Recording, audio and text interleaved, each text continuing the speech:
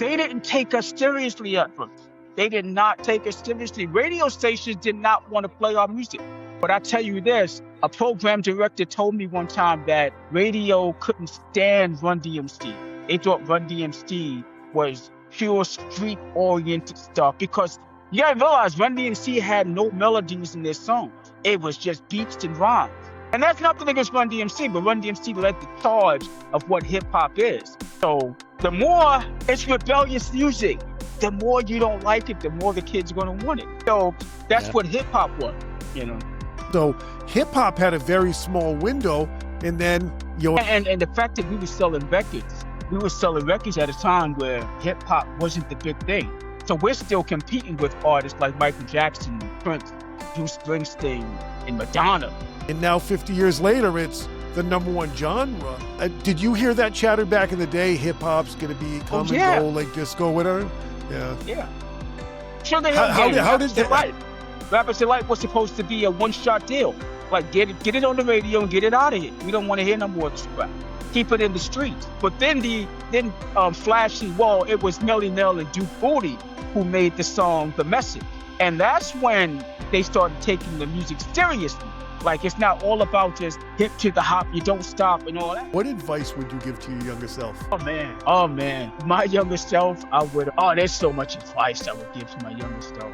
So much freaking advice. I think the one bit of advice I would give is to listen and educate myself more about what my surroundings, about my business.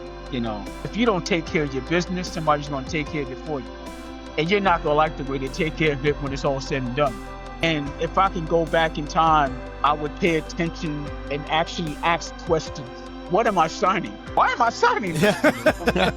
You know, you look back on it, sometimes you don't want to dwell too much on it, but you look back on it and you got like this big dunce cap on your head because you did something stupid because you said, man, I really messed up. But it's like, that's life, you know what I'm saying? If you try to teach the younger ones who are trying to get into the music industry or anything where they're trying to be successful, whether it be an athlete or whatever, you tell them to take care of your business. Well, at first it wasn't all about the comedic stuff. We're like, oh, we got something. And plus, you need a comedic side to something like this, because hip hop is so street oriented. You can't have hip hop be anger 24 hours a day, 7 days a week. You gotta have a flip side too. You gotta have a party side. You gotta have a fun side. You gotta have a serious side, a political side. Just so happened we were the fun side of hip hop, so you know we kind of took that and ran with it. So we pretty much carved that niche for ourselves. Nobody wants to have fun anymore.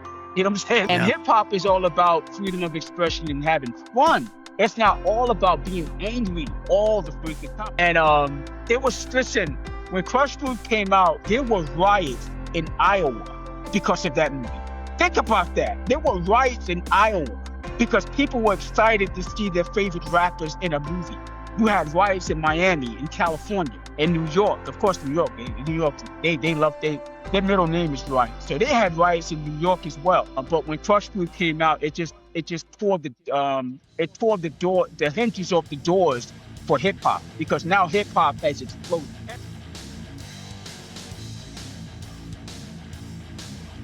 Welcome to the Apex Lifestyles Podcast. I'm your host, Bob GDMD, and I'm here as always with my co-host, Dennis V. What's going on, Bob? Hey, you know what? We've been busy recording a lot this week. Yeah, this is a great week, right? Man. I can't say enough about it.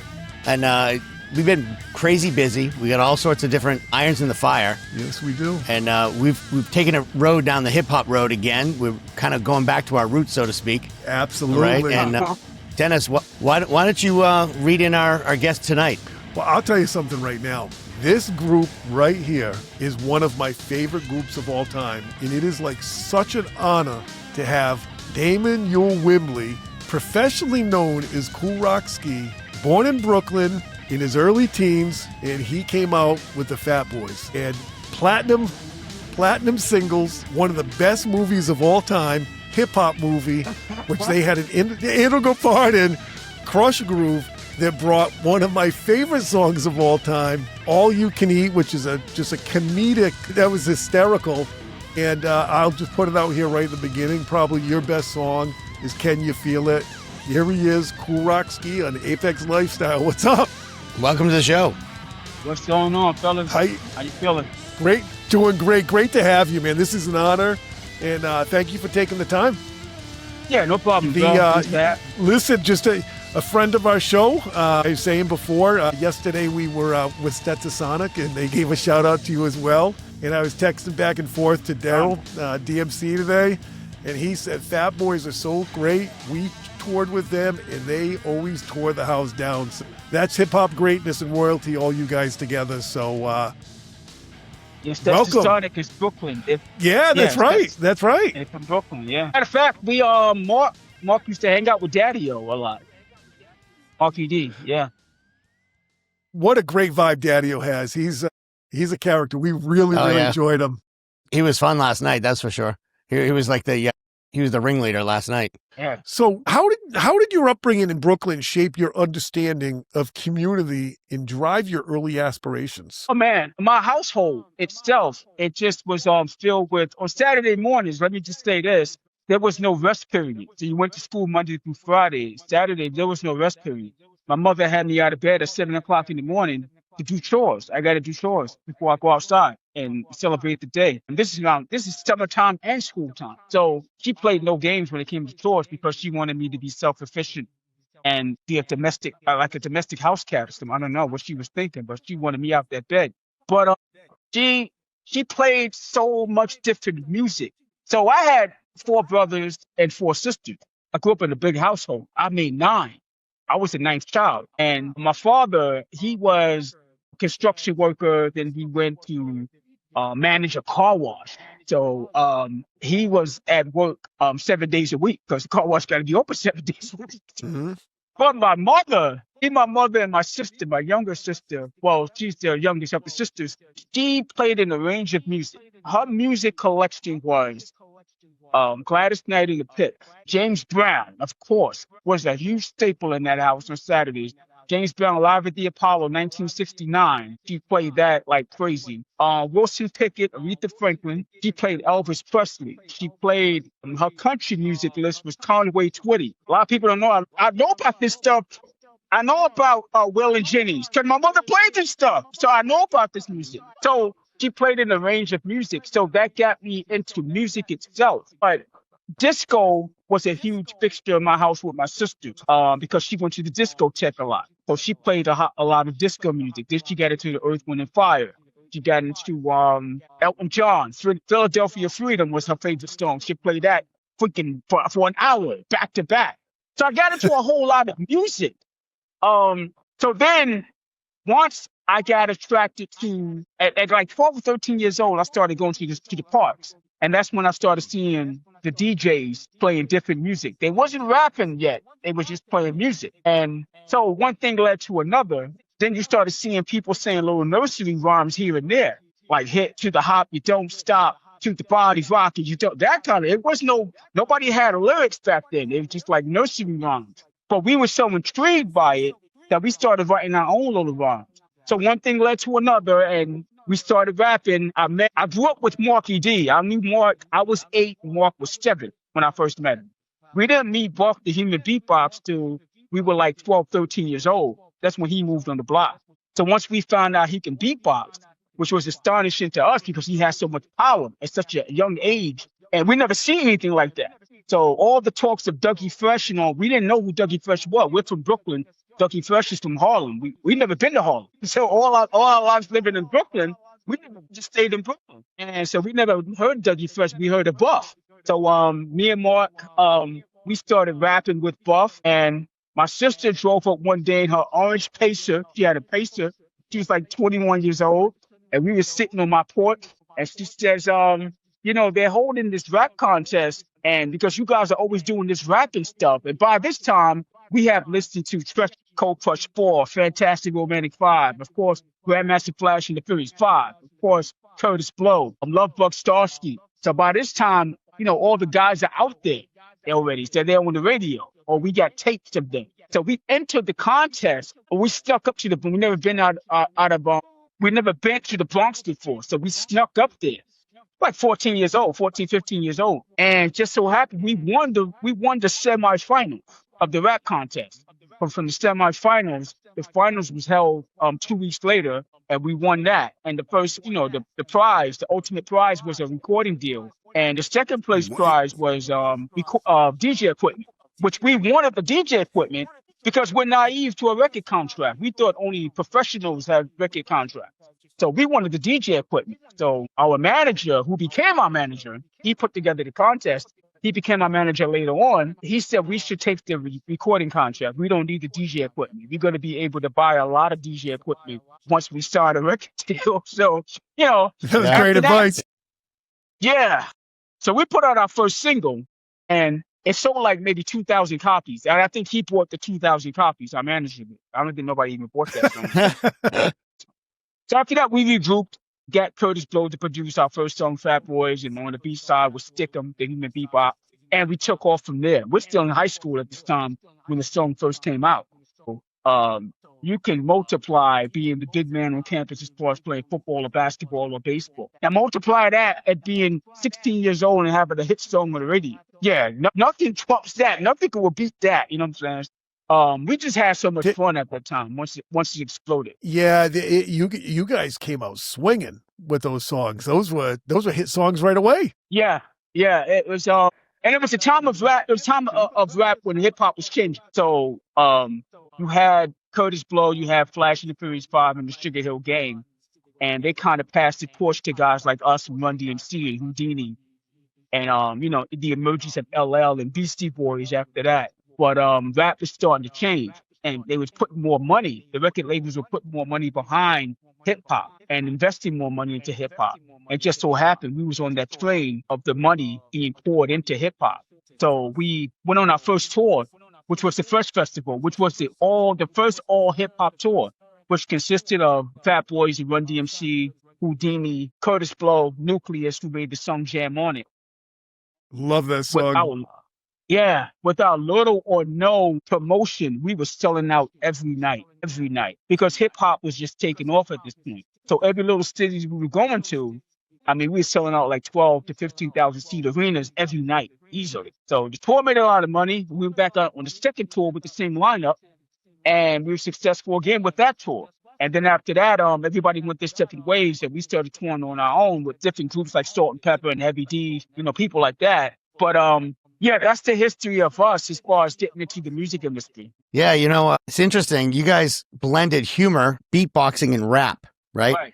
How did that experimental spirit inform your personal brand? Well, at first it wasn't all about the comedic stuff. It was all about us just being straight up rappers. But our manager, he wanted to. Well, if you listen to a song like Fat Boys, which Curtis Blow brought us the hook, and he said, "This is what we should rap about." At first, we were like, "Nah, I'm not rapping about that. What am I rapping that for?" But it was different. It was different. So when we presented the song to our record company, they were head over heels for it. But at the same time, we really didn't want to do it at that time until we heard it on the radio and we saw the response of the people. We're like, "Oh, we got something." And plus, you need a comedic side to something like this, because hip hop is so street oriented. You can't have hip hop be anger 24 hours a day, 7 days a week. You got to have a flip side too. You got to have a party side. You got to have a fun side. You got to have a serious side, a political side. Just so happened we were the fun side of hip hop. So, we kind of took that and ran with it. So we pretty much carved that niche for ourselves. So we were different from anybody else. We didn't have to do the whole street lingo and all that stuff to sell records. Like it is now with everybody wanting to be tough guy, which I don't understand why. Nobody wants to have fun anymore. You know what I'm saying? It's like, and hip hop is all about freedom of expression and having fun. It's not all about being angry all the freaking time. I don't know where that part came from. I'm from one of the worst parts of New York City at the time, and that's nothing to glorify. And even I didn't want to rap about what the hell was being on out there. So it's like, you want to escape that. You know what I'm saying? So you don't want to bring that to the masses. Well, Kool Rock, on top of it, you came in a time where, I know myself when I was talking about music, not a lot of people listen to hip hop. And there was the talk, and you're in the mecca of music in New York, and you guys were carrying the torch so that hip hop, which was supposed to be a fad, Right. and now 50 years later, it's the number one genre. How Yeah. did that feel? Did you hear that chatter back in the day? Hip hop's going to be come and go like disco, whatever. Yeah. Yeah. Sure, they How did that? Rappers in life was supposed to be a one-shot deal. Like get it on the radio and get it out of here. We don't want to hear no more crap. Keep it in the street. But then Flashy Wall, it was Melly Mel and Duke Booty who made the song The Message. And that's when they started taking the music seriously. Like it's not all about just hip to the hop, you don't stop and all that. It's more to it than that. So after that, Run DMC comes out with Stuck at MCs, and it takes it back to the essence of the streets. Then we come out with a song called Put It Up Stick 'em, and it's like, this is rap. This is what rap is. Houdini, 5 Minutes of Funk, LL Cool J, Rock the Bell. So this is what rap is. But they didn't take us seriously at first. They did not take us seriously. Radio stations did not want to play our music. They did not want to play our music. They wanted to play Houdini's music because Houdini made, they made songs like Sleeps Come Out at Night, Friends, 5 Minutes of Funk. They wanted to play our songs too, like Fat Boys and Bags, Fat Boys. You can have melodies to it. But I tell you this, a program director told me one time that radio couldn't stand Run DMC. They thought Run DMC was pure street-oriented stuff because you gotta realize Run DMC had no melodies in their songs. It was just beats and rhymes. And that's nothing against Run DMC, but Run DMC led the charge of what hip-hop is. But radio didn't like Run DMC. So the more it's rebellious music, the more you don't like it, the more the kids are going to want it. It's like anything. If you don't like something. So true, right? Yeah. So, hey, I don't like that. Good. I'm going to take it anyway. I'm going to do it anyway. So that's what hip-hop was, Well, I remember sitting there on a Friday night, I think it was 10 to 11 o'clock, is the only time hip-hop was on for an hour. You had your cassette, and you'd press play to hear the new songs and learn what to get. So hip-hop had a very small window, and then MTV Raps came out, and you sat down once a week to do the same thing.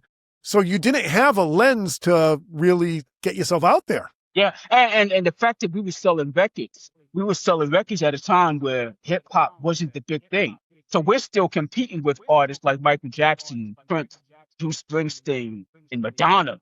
We're still selling 800,000 every time we came out, which is huge. It's huge now to sell 800,000 every time you come out. But at that time, you're on the charts, and you're entering the charts at number 30-something. You got the top 30 album in the world, and Billboard is looking like, who the hell are these people? Who the hell is Fat Boys? Who the hell are Run DMC? But you hadn't taken it seriously because we're selling records. You're getting gold records out of the chute, and that's a time where, and it's pretty well documented that those numbers could have been a lot higher. Hard. Yeah. And this is with not a lot of money behind the promotion. So imagine we're on an independent label, by the way.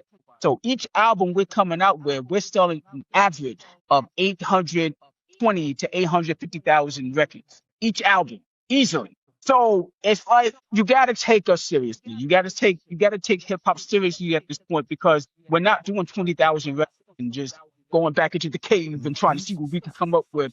But we're selling, we're making money, we're doing tours, we're selling out. So a lot of people just listen. We don't play instruments. So a lot of people didn't take the culture seriously. They didn't take the hip hop culture seriously. What are they doing? They got some records that they're scratching. They're on stage and they're walking back and forth and holding their testicles. I mean, what is this? You don't understand it, but the kids love it. So it ushered in a whole genre of music and a whole new culture. And I think one time Whitney Houston, Oprah Winfrey, she said she knew hip hop was here to stay when she saw Fred and Barney in a commercial rapping. She knew it was a force to be reckoned with once she saw that. Yeah. So once you get the Flintstones going, right? Yeah, exactly. No kidding. And they're dressed up like Run DMC, so it was funny. Right. It is funny. So, this is the Apex Lifestyles podcast, and one of the things we do is we emphasize authenticity and resilience. Can you share a moment with the listeners from your career when being your authentic self led to an unexpected success? Being authentic with expected success. Just as being honest. Listen, we're so naive to everything and anything that was going on. So our manager had to pull us to the side sometimes, like, yo, you guys are not in Brooklyn. You got to wake up. You can't be just doing crazy stuff that you're doing on interviews and just looking at people like and answering their questions with the yeah, you know what I'm saying? Yeah, you know what I'm saying? Like you can't talk like that. You gotta um you had to get the street lingo out of us at a time where uh people didn't know about the slang talk. So if somebody's talking to me and they said, well, Kool Rock, tell us about the group. Well, you know what I'm saying? You know what I mean? So yeah, it's like that, you know what I mean? People are like, what the hell is he saying? He didn't say anything yet. So we had to get that out of us. Being authentic, we just being ourselves. There was nothing watered down about us. So we was just being naive and just being ourselves. We just brought some guys from Brooklyn. We didn't know any better. It's like taking the Beverly Hillbillies and putting them in Beverly Hills. So they don't know what the hell's going on. They got all this money and they don't know it's the same thing with us. We don't know what the hell is going on. We're just being ourselves. Well, you know what's funny is it almost is you transition a bit from music to film and you talk about that personality that came out in Crush Groove, where it definitely required adaptability. How did you approach the change when expanding into this new creative arena? The movie part, that came about because we were only supposed to be in Crush Groove for like 5 minutes. What happened was the director of Crush Groove, Michael Schultz, he took a liking to it, and he was sending the dailies back to Warner Brothers. So Warner Brothers is getting the dailies, and they're saying we want more of those guys. Like those guys are crazy. Like what is that guy doing with his mouth with the beatbox? What is that all about? We want more of that. So he wrote us into the movie more and more each day. So we're on the set like, what are we supposed to do next? He's like, well, don't worry about it. I got something for you. And he'll put us in the scenes. Like, so it's it was crazy, man, because they approached us with the movie and we were so excited about it. And it was supposed to be exclusively about Run DMC. And Russell Simmons, he got pissed off because he's like, what the hell are these guys? What? This is a Run DMC movie. This is not a Fat Boys movie. Nobody knows what the Fat Boys are. So that went on. That went on the set. But we kind of worked out. Us and Run DMC became so cool with one another. We was doing some of these shows before we started going on tour.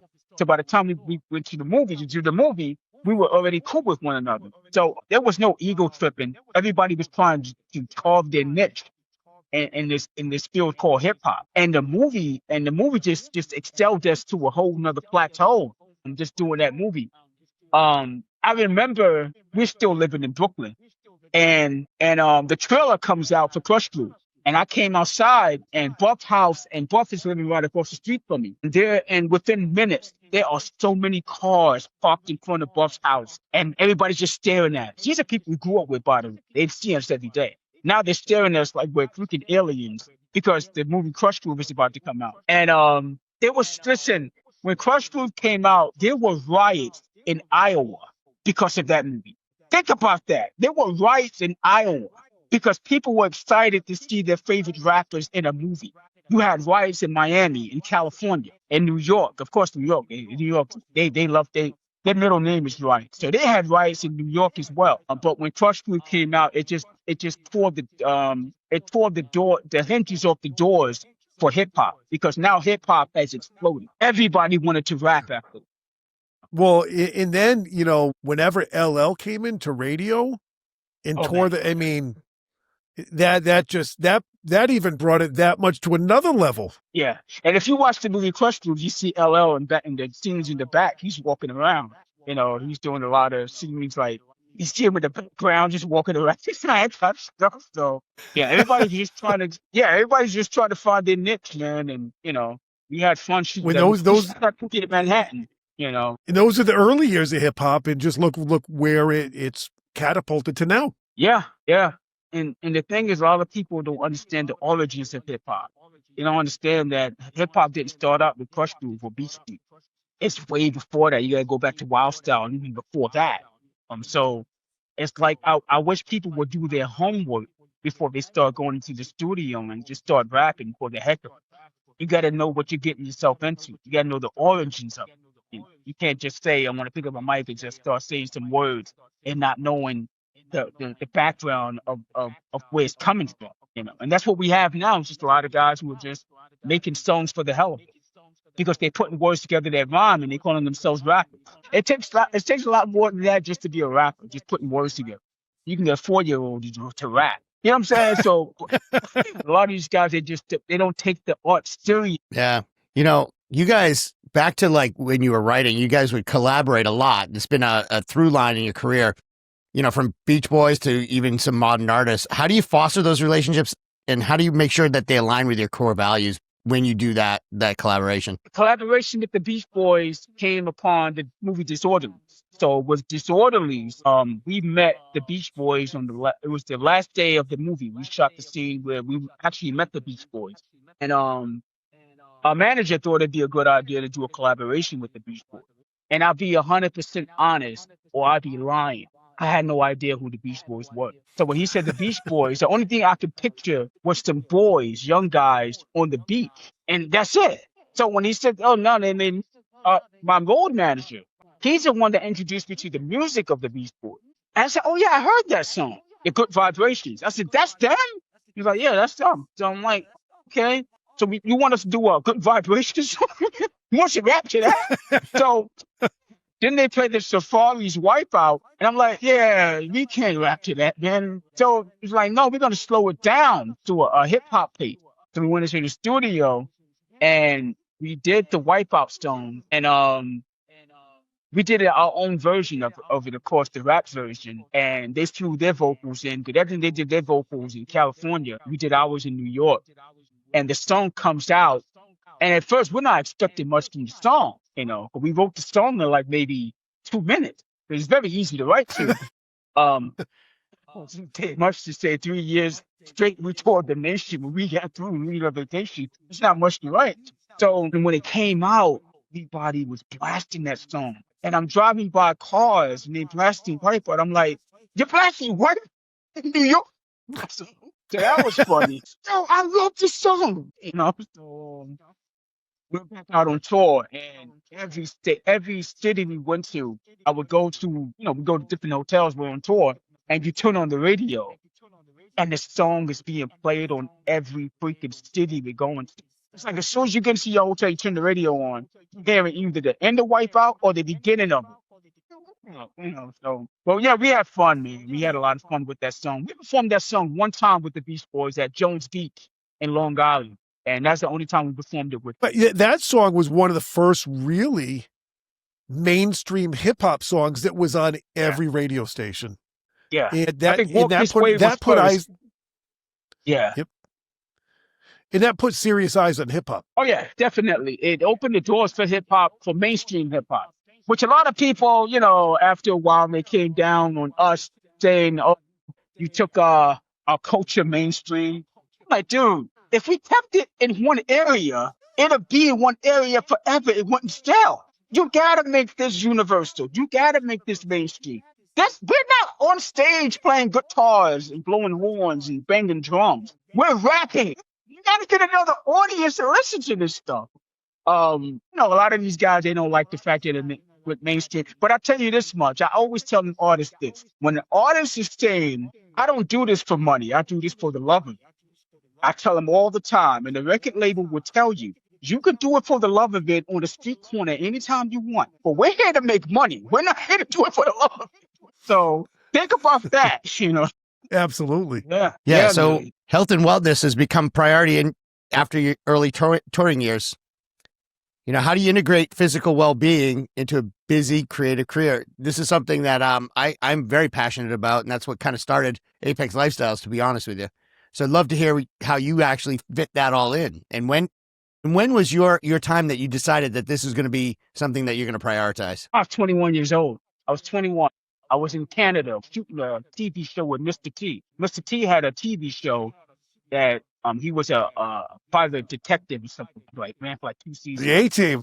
And no, it wasn't the A-Team. He had his own TV show. If you look on YouTube, you might find an episode with us in it.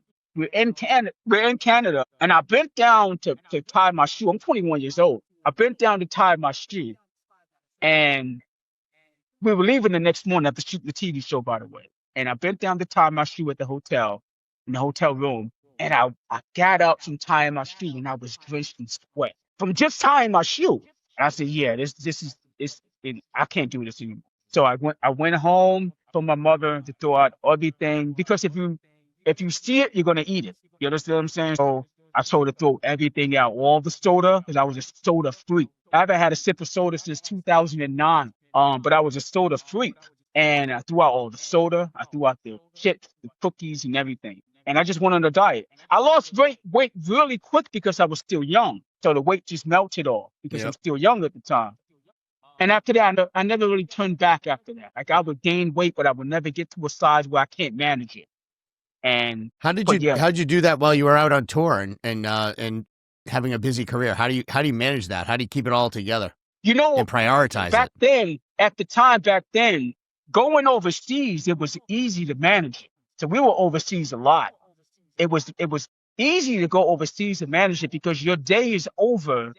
You got different time sets over from overseas to America.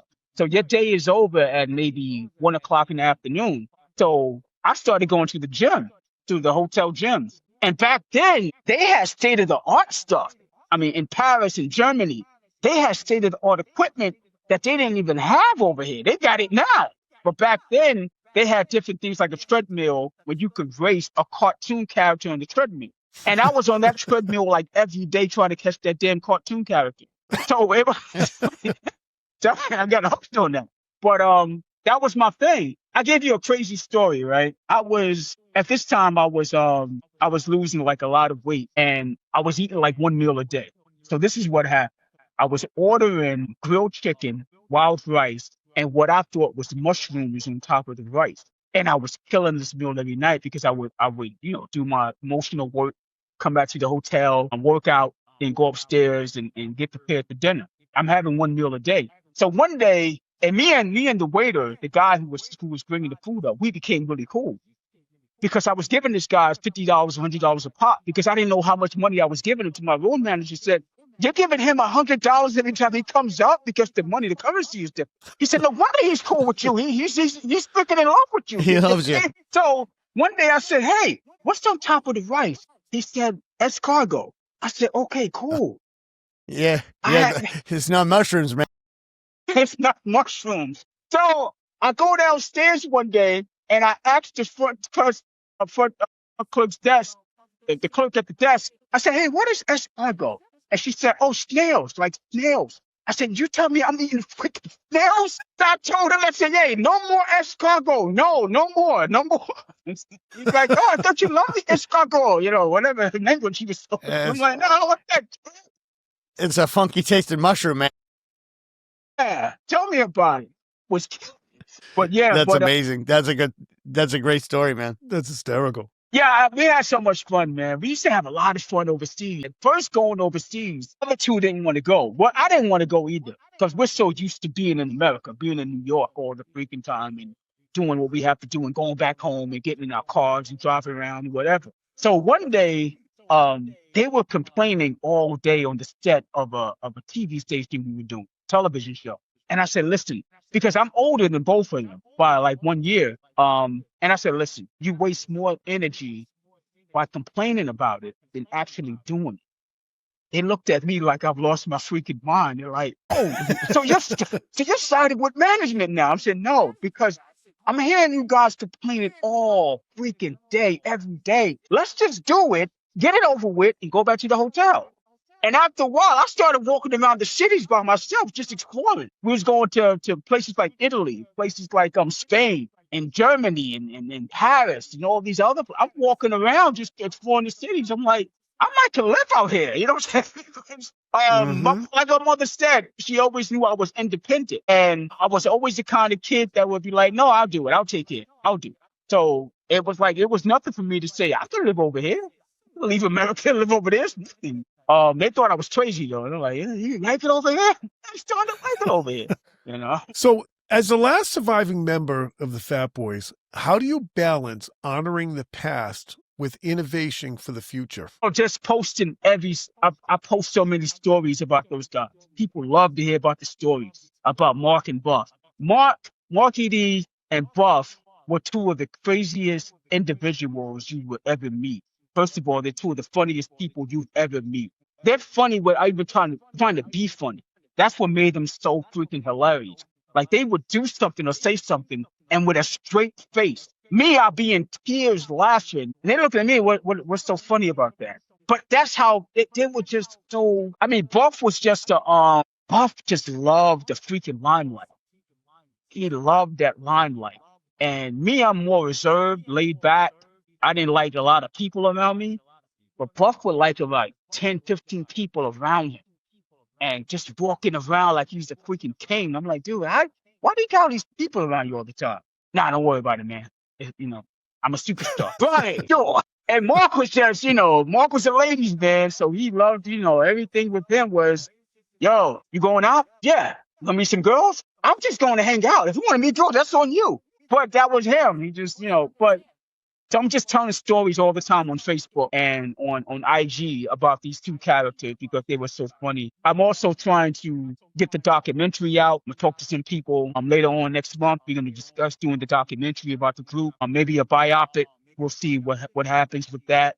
But I just don't want people to forget about what these guys contributed to the genre of hip hop, to the hip hop culture, because they were very important to the hip hop culture, And I tell people all the time, Buff, Biz Markie, Dougie Fresh, they carved a lane for themselves as far as beatbox.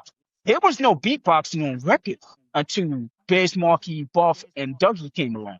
Nobody would have, they're like, no, we're not putting that on. So they had to be the innovators of that. So that's what they created. They created their own lane for hip hop. But that's what I do all the time, man. I keep this spirit alive with people. People love to hear the stories. When I post a story about Buff or Mark, they comment for days about it. They're laughing about it. Yo, tell us more stories, So that's what I do. I love doing it, man. That's great. I got so many stories about those two characters. Yeah, that's great that you keep their memory alive like that. Yeah. Dennis and I, we created Apex Lifestyles, and we focus on holistic achievement. How do you define success across your career, health, and personal fulfillment? If you could hit on each of those three, that'd be amazing. As far as success with the music, I define it by working hard. You got to get up early and lay down late when it comes down, especially at the time we had to do. At the time we had to do it, there was no social media to post things. Yeah. And say, hey, we're going to be here, be there. So the record signings and the autograph signings, we had to pretty much go on the radio early in the morning and say, hey, we're going to be here or come out and have fun or whatever. We had to push the records to the mom and pop stores, to the Tower Records, and to all these people. It was no promoting it like that. We were the promoters, So we had, like I said, we had to get up early and lay down late. We had no time for failure because now once you start making money for a record company, they're relying on you to keep that engine going. So there's no time to say, hey, I can't do this today. Well, I don't feel like doing this today. So your success, if you want it, you got to go get it. You can't just sit on social media and think it's going to happen. There's more to it than social media. Social media plays a good part, but it's not the all end of it. So if you want this success, you got to go out and get it. You got to promote yourself. You know what I mean? You got to let people see you, see what you're doing. That comes from a podcast point of view. That's coming from a recording artist. That comes from an athlete. They got to work hard. No athlete's going to get paid a 5-year, $150 million contract by sitting on the freaking bench. He's got to show his worth of what he's about, and that's what you got to do with the music. You got to show what you're about. Isn't that kind of just how it speaks to everything? Just go do the work at the end of the day, right?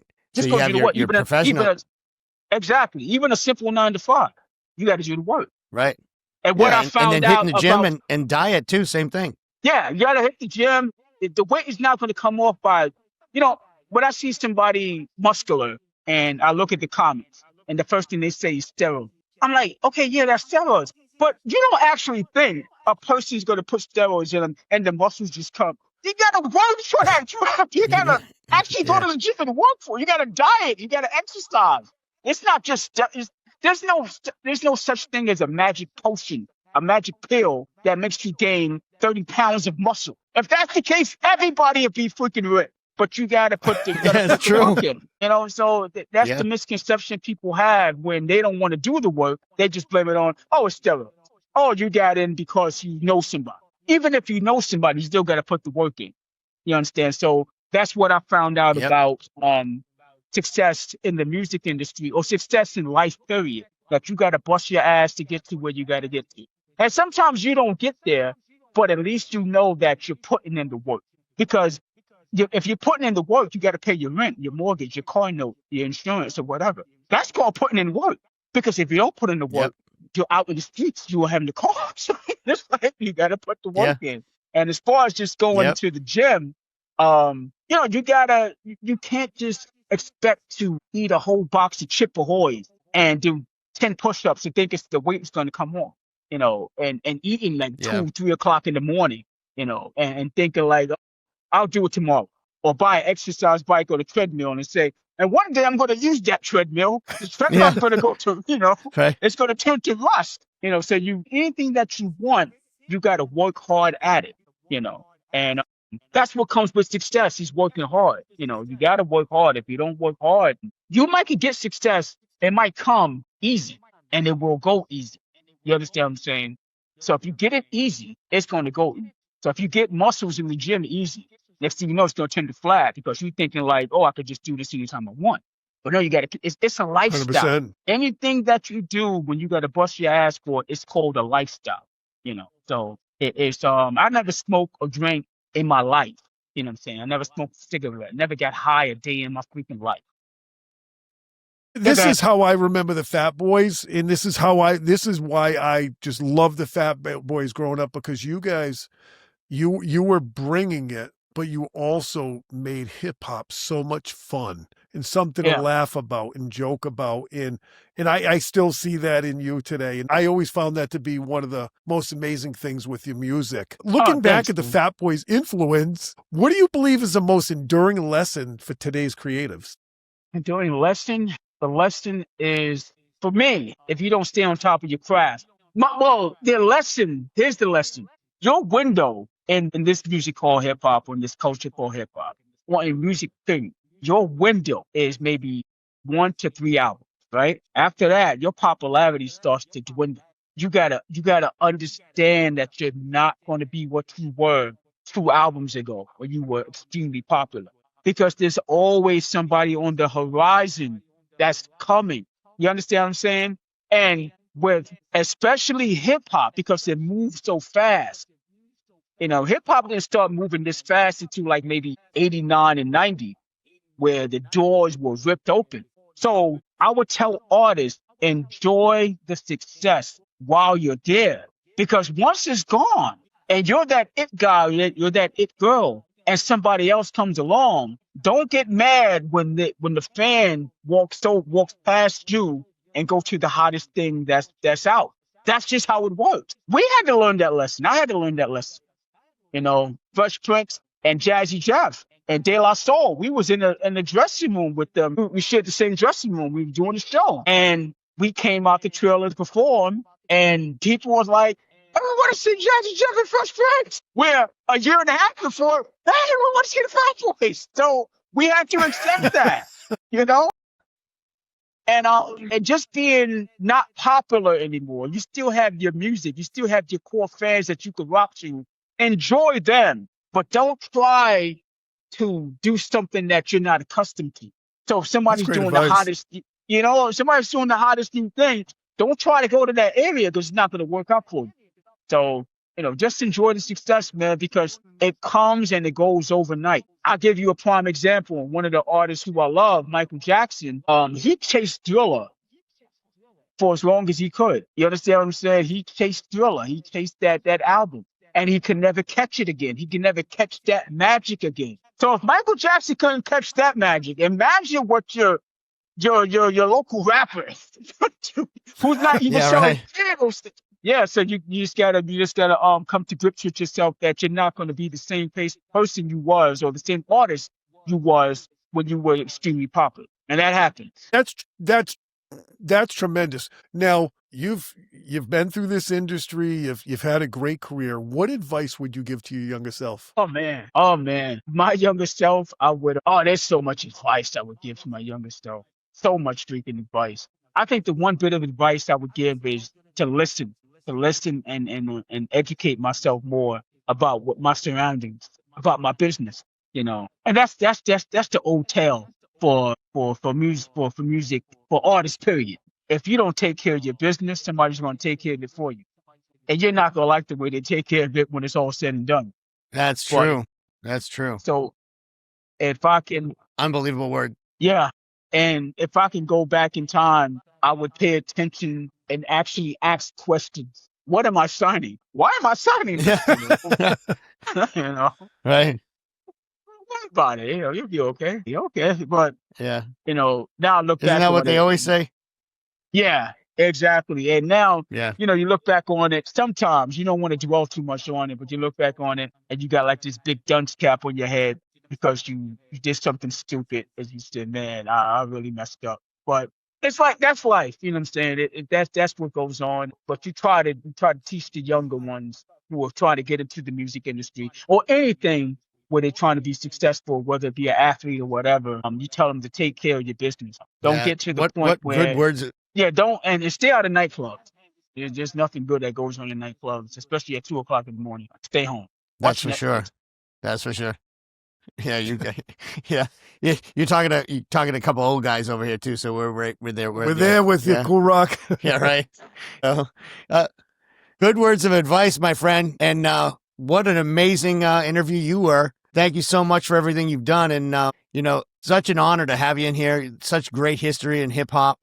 And, thank you all Thanks for for having watching the me. Apex Lifestyles. Yeah, of course, and to our listeners, thank you for, wait, before I get into that, why don't you drop where people can follow you and where they can reach out and maybe drop your IG. We'll put it all in the liner notes too at the end. So just hit them up Uh, with that. IG is Kool Rock Ski. I got 2 pages at Legendary Fat Boy Kool Rock Ski. But the other page is Kool Rock Ski itself. KOOLROCKSKI. And Facebook is what is my Facebook?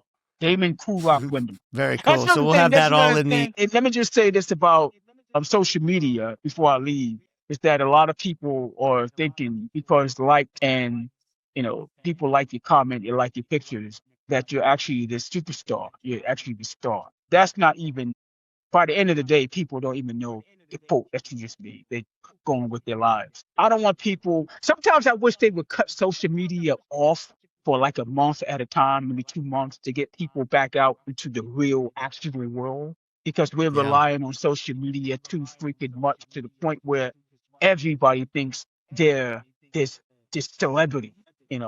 Women just flaunting themselves and don't look at me like that. Yeah, but you're wearing next to nothing. What do you think people are going to say? They're not going to look at you. So it's like, and then guys just, it just become a haven for people um who are not living in the real world anymore. And we need to get back to reality yep. at least for 2 months to get off of it. Shut it down. I mean, that'll never happen because it's the engine that's making trillions of dollars, of course. But if I had one wish, if I had a big crazy genie to come visit me, I'll say, can you shut down social media for like a year? Back into the real world, Yeah, some good words of advice there. And, thank you so much for coming in. And to the listeners, you've been watching the Apex Lifestyles podcast. Living life at the apex is not a destination. It is the journey that matters. Share the show with anyone who you think might be rising or want to rise with you. And that way you can go and learn from all these people that we have in here. And it also, if you could subscribe, that'd be great. Hit the bell. That way, you get notified every time we upload a new video, and that help us out a lot and get us some great guests to come in. And Dennis, why don't you wrap us up, man? Kool Rock, it's an absolute honor having you. Thank you so much for taking the time. And I can tell you right now, hip hop would be nowhere where it is today without your influence. So thank you. And thanks, bro. Lots of lots of love. Send out to Prince Marky D and Buff. And listen, all your songs are always playing in my head. So honor. And Dennis, thanks for having me. Let's sign off, my friend. Absolutely. It's go time. It's go time.